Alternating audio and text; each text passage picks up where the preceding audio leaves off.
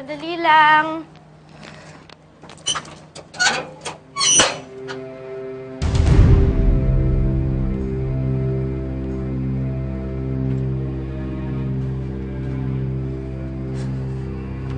Ano pong ginagawa niyo dito?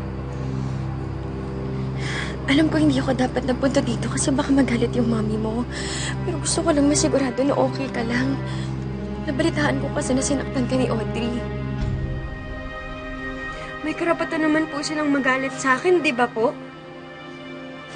Hindi ko sinabi kay Tristan at kay Tita Audrey yung nalalaman ko tungkol sa inyo ni Sir Clark. Hindi ko sinabi sa kanila yun, Miss O, para protektahan ka.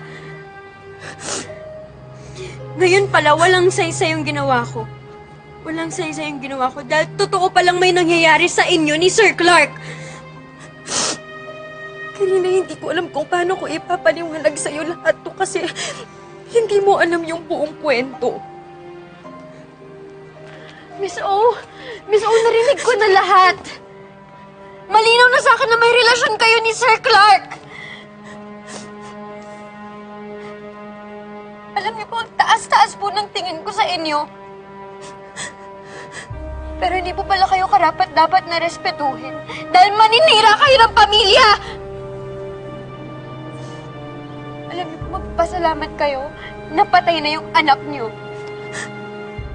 Dahil sigurado ako na kung buhay pa siya, ikakahiya niya kayo.